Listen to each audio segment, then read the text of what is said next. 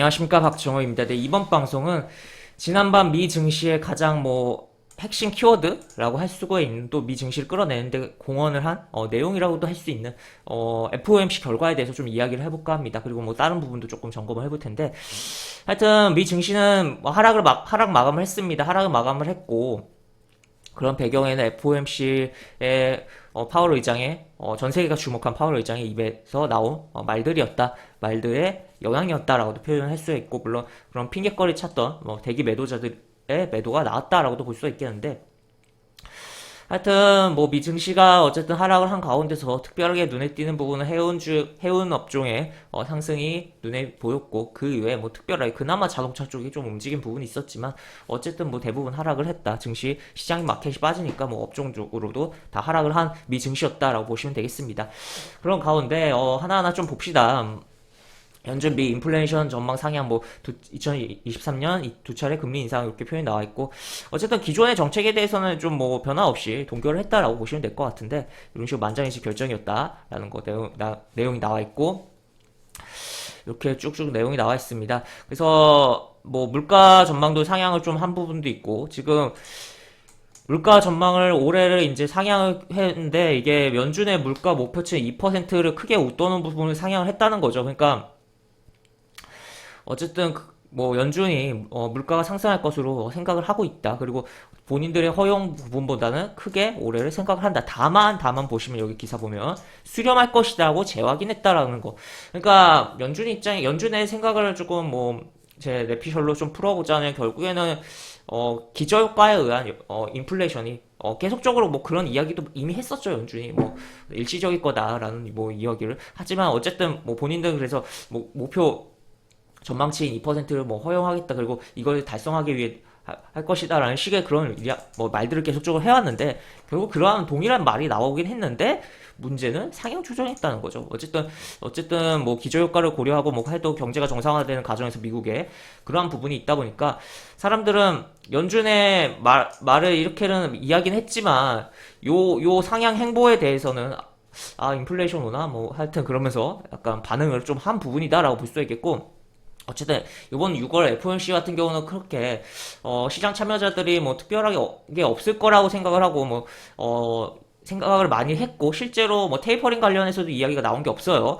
그렇기 때문에 그런 부분에서 맞긴 했지만, 어조의 변경이 분명히 있었고, 어조의 변경된 가능성도 어느 정도는 예상을 하신 분들도 있고 한데, 실제로 그러한 부분이 발생하니까 어느 정도 예상한 쪽이 별로 없었다 보니까, 워낙 시장이 또 반응을 했다라고도. 그러니까 어떻게 보면 항상 뭔가 이벤트가 있을 때 시장이 특정 부분으로 너무 쏠려 있을 때는 그 반대 방향을 좀 생각해 볼 필요성이 있다. 항상 약간 역발상적인 너무 과하게 역발상으로 가도 또 시장이랑 너무 동떨어져 버리긴 하지만, 하여튼 어느 정도 역발상을 생각해 볼 필요성이 있다는 거죠. 하여튼 그런 가운데 어쨌든 기조가 달라졌다는 것에 포인트를 둘 수 있는 부분이다 라고 보시면 될 것 같고, 그리고 GDP 성장률 전망치도 이런 식으로 내용들이 쭉쭉 있습니다. 실업률 전망은 고수했다 라는 것도 내용이 나와 있네요. 그러니까 실업률이 더 높아질 거라고 생각을 안 했다는 것은, 어쨌든 그런데 경제는 총생산을 늘어날 것이다 라고 생각을 한 것은, 어쨌든 경제가 정상화되고 있다라는 것에 대해서 생각을 하고 있다라고도 볼 수 있겠고, 하여튼 여러 가지 부분인데, 또 다른 기사를 보면서 또 이야기 추가로 해보면, 이게 기사 제목이 참 재밌게 지어놨어요. 매일 발톱이라고 좀 표현했는데, 좀 너무 자극적이기도 한데, 하여튼 이런 식으로 결국에는 똑같은 내용인데, 정례 회의를 했고, 올해 성장률 인플레이션 전망치 일제히 상향했다라는 내용, 점도표가 1년 앞당긴 내후년 금리 인상에 무게를 두었다라는 내용이 나와 있습니다. 그래서 쭉 내용이 나와 있고, 여기 보시면 점도표라는 게 이게 금리를 이렇게 예상해서 이렇게 점으로 찍어대는 그런 표거든요. 그러니까 말 그대로 점도표라고 볼 수가 있는데, 이게 이제 조금 변화가 발생했다라고 보시면 되겠고, 내년에 금리 인상 7명으로 늘어라고 표현이 이렇게 나와 있습니다. 그러다 보니까 그런 부분이 나오니까 사람들이 뭔가 빨라지고 있구나. 그리고 이런 경제에 대한 그런 부분의 전망에 대해서도 좀 높게 이야기한 부분도 있고 하니까 반응을 좀 시장이 한 거다라고 볼 수 있겠는데, 어쨌든 그에 대해서 좀 진화를 하는 발언도 분명 나오긴 했습니다. 파월이 이 점도표를 너무 믿지 말라라는 그런 멘트로 치기도 했는데, 하여튼 이렇게 내용이 나와 있고 쭉 보겠습니다. 그래서 테이퍼링 논의 개시하나 그런 이야기를 좀 나왔다라고 볼 수 있겠고, 그러니까 여기 보시면 이게 근데 말이 이 테이퍼링 자체에 대한 이야기는 안 나왔는데, 그러니까 테이퍼링의 논의를 계속, 그러니까 테이퍼링을 하겠다는 게 아니라, 그러니까 테이퍼링의 논의를 개시하겠다는, 이게 하여튼 뭐 그런 식의 이야기가 나왔다라고 보시면 되겠고, 그러니까 테이퍼링을 하기 위한 뭔가 말을 하기를 계속 하겠다, 뭐 그런 재미난 흐름으로 이야기를 좀 했다라고 보시면 될 것 같아요. 그래서 하여튼 뭐 그렇게 아마 이거 이 내용에 대한 영어 원문 찾아서 읽어보시면 굉장히 좀 재밌으실 것 같은데, 하여튼 뭐 이런 내용이 있다라고 보시면 될 것 같고, 그리고 또 추가로 다른 기사 또 보면 뭐 이렇게, 아까 제가 이야기한 점도표는 좋은 예측 지표는 아니다. 그래서 너무 시장이 그거 보고서 과하게 반응하지 말라라고 약간 시장에 대한 브레이크를 좀 걸어주긴 한 거다. 파월이 그런 부분이다. 알아요. 파월도 연준이 어떻게 조금 하고 또 어떻게 하냐, 본인의 입에 따라서 어떻게 시장이 과하게 반응할지라는 거죠. 그리고 하여튼 그런 부분인데, 하여튼 이렇게 내용이 나와 있습니다. 여기 이게 점도표입니다. 이렇게 이런 식으로 점으로 이렇게 찍어가지고 이렇게 하는 건데, 하여튼 이렇게 내용이 나와 있고 쭉 보겠습니다. 금리의 예측이 좋은 지표는 아니다. 근데 사람들의 전망이 당겨질 수라는 건 이게 뭐 구성하는 연준을 구성하는 사람들의 뭐 이렇게 예상이 당겨지고 있다는 거니까 파월 말처럼 좋은 예측 지표 자체는 아니지만 그래도 어느 정도 그 사람들의 생각을 읽을 수는 있는 거 아닌가라고도 볼 수가 있겠죠. 하여튼 뭐 테이퍼링 이야기를 시작. 그러니까 테이퍼링에 대한 부분이 시작이 아니라 이야기를 금리 인상에 대한 뭐 이런 식으로 내용이 좀 나와 있다라고 보시면 되겠습니다. 하여튼 뭐 결국에는 어쨌든 그 기준금리는 동결을 했고 시장은 빠졌다라고 보시면 되겠고, 그 이후에 이제 브라질에서 이제 기준금리를 상향을 하는 기사가 좀 나왔습니다.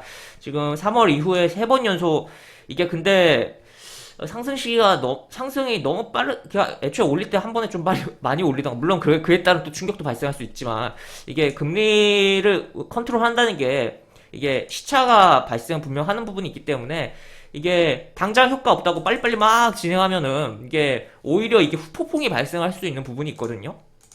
하여튼 그런데 어쨌든 뭐 브라질의 상황이 정확히 어떻게 되는지 완벽하게 알 수는 없는 거 부분이니까, 하여튼 그런데 어쨌든 금리가 3번 연속 인상을 했다라는 거 체크를 해볼 수가 있겠고, 중앙은행에서 지금 뭐 그뿐만 아니라 어제 같은 경우 영국에 뭐 여러 가지 뭐 경제 지표가 나왔는데, 뭐 생산자 물가에 대한 부분도 있었고, 하여튼 여러 부분이 있었는데, 네, 여러 부분이 있었는데, 2012년 이후 생산자 물가가 가장 많이 좀 영국 같은 경우 올랐다고 하고, 또 소비자 물가 상승률은 뭐 전월의 뭐 1.5%, 전월의 1.5%, 전년 동월 대비 해서 뭐 2.1% 올랐다, 뭐 그런 내용이 좀 있어요. 그래서 하여튼 뭐 영국 같은 경우는 뭐 소비자 물가 상승이 나왔다라는 것도 뭐 볼 수가 있고, 뭐 미국도 뭐 지난번에 발표한 거 상승이 나오는 부분이었는데, 하여튼 그런 부분이고, 지금 뭐 전 세계적으로 원자재 값이 뛰면서 생산자 물가가 올라오고 있고, 소비자 물가 같은 경우는 조금은 더뎌지고 있는 것 같긴 한데, 그럼에도 불구하고 어쨌든 올라오고 있다는 거죠. 자, 그렇다면 결국 생산자 물가가 올라간다는 것은, 이것은 이제 결국에 물건에 이제 판매 가격에 전가를 시킬 텐데, 그렇다면은 당연히 소비자 물가도 당연히, 물론 이게 이제 통계 내는 뭐 구성이 좀 당연히 다른 부분이 있으니까 그 차이를 생각을 해보긴 해야겠지만, 결국에 생산자 물가가 뛰면서 이제 소비자 물가도 같이 뛰어가는 상황이 연출될 가능성을 생각을 해보자라는 거죠. 그렇기 때문에 글로벌적인 여러 뭐 해외에서의 여러 내용들이 좀 확인되고 있는데, 그런 부분들도 생각을 해보자라고 생각을 해볼 수가 있겠고, 결국에는 일단은 연준의 말을 믿고 연준에 맞서지 않는 게 시장에서는 뭐 긍정적인 부분이긴 한데, 오늘의 그 FOMC 결과를 통해서 최근에 연준에 대한 신뢰가 거의 없던 시장 속에서 연준에 대한 신뢰가 좀 쌓이면서 시장이 흘러갔던 부분이었는데, 신뢰가 다시 한번 꺾였다라고도 볼 수가 있겠고, 그에 따라서 뭐 어쨌든 시장이 또 어조가 바뀌었다는 명분으로 증시가 빠진 부분이다라고도 볼 수 있겠는데, 하여튼 그렇기 때문에 어쨌든 우리가 지금 생각을 해봤을 때 한국은행 같은 경우도 기준금리 인상에 대해서 이야기를 꺼낸 상황이고, 지금 금리를 이제 안 올릴 수는 없는, 지금 여기서 더 떨어뜨리려면은 뭐 코로나보다도 더욱더 뭐 강력한 악재가 경제에 충격을 주는 글로벌적인 발생을 해야 된다는 거고, 그냥 어쨌든 금리는 뭐 시간이야 정확하게야 모르겠지만 어쨌든 올라갈 거다라고 체크를 해볼 수가 있겠고, 유동성이 너무 많이 풀어놓은 걸 어쨌든 조금 억제하고 컨트롤할 필요성은 전 세계적으로 발생한 상황이다라고 보시면 되겠습니다. 그렇기 때문에 어쨌든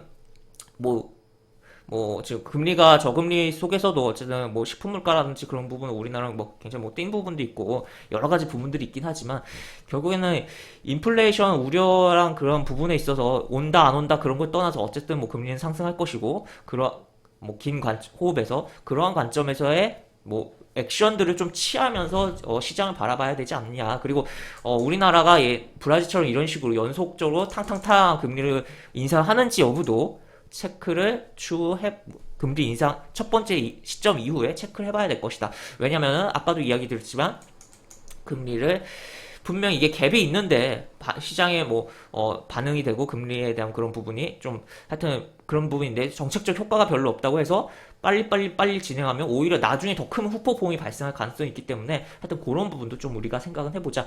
그래서 미국 FOMC에 대한 뭐 이야기를 해서 뭐 여러 가지 좀 이야기를 뭐 글로벌 뭐 금리 관련해서 좀 이야기를 해봤는데, 하여튼 뭐 결론은 어쨌든 미 증시는 하락을 했고 FOMC 뭐 어조의 변경에 따라서 하락을 했고, 그에 따라서 우리 증시가 어떻게 될지, 또 우리 증시 어제 신고가를 또 기록을 한 상태에서 저러다 보니까 하여튼 뭐 영향을 덜 받고 움직여 버릴지 아니면 더 많이 받을지 여부도 좀 체크를 해봐야겠습니다. 하여튼 그런 가운데서 최대한 결국에는 지금 시장이 증시가 고점에 역사적 고점에 도달해 있는 상황이고, 그리고 어제 뭐 제가 마감 시황 영상에서도 이야기했지만 외국인 기관의 순매수 금액 자체가 마켓 전체에 대한 금액 자체가 만족스럽지가 못해요. 약간 부족한 느낌이 있어요. 그렇기 때문에 하여튼 경계를 좀 절대 늦추면 안 되는 상황이 연출되고 있다라고 보시면 되겠습니다.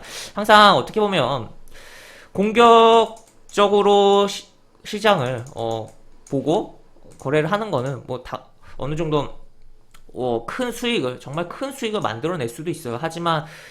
하지만 깨질 때도 그만큼 크게 깨질 수가 있다는 거죠. 그렇기 때문에 시장 자체가 무조건 빠진다 아니면 무조건 오른다 이런 느낌이 아니라, 물론 큰 관점에서는 시간축에 따라서 뭐 결국에는 실적에 따라 갈 것이기 때문에 수출 기업들 잘 풀리면 결국 지수가 오르겠고 뭐 긍정적으로 저는 시장 자체는 보고는 있어요. 하지만 단기적인 부분에 있어서 여러 가지 뭐 이벤트들이 발생하면서 뭐 지금 이런 부분이라든지 뭐 그 외 또 다른 뭐 중국 쪽 남중국해 문제라든지 여러 가지 이벤트들이 발생해서 시장 끌어낼 수 있을 가능성이 있기 때문에 그런 것은 항상 경계를 하자라는 것이죠. 그렇기 때문에 그럴 때를 대비하려면 너무 공격적이지 않고 어느 정도 방어선을 구축하고 방어적으로 시장을 볼 필요성이 있고, 그러면 또 오히려 시장이 마켓이 순간적으로 빠졌을 때 오히려 쭉쭉쭉 기회를 잡을 가능성도 있다는 것까지 정리를 해보면서 오늘 영상을 마무리해보도록 하겠습니다. 영상 하단에 보시면 설명과 댓글 부분에 동일한 링크 들어가고, 이 링크 타고 들어오시면 제가 운영하는 무료 카톡방으로 입장하실 수 있다는 거 참고하시면서 영상 마무리합니다. 이상 박준호였습니다. 네, 감사합니다.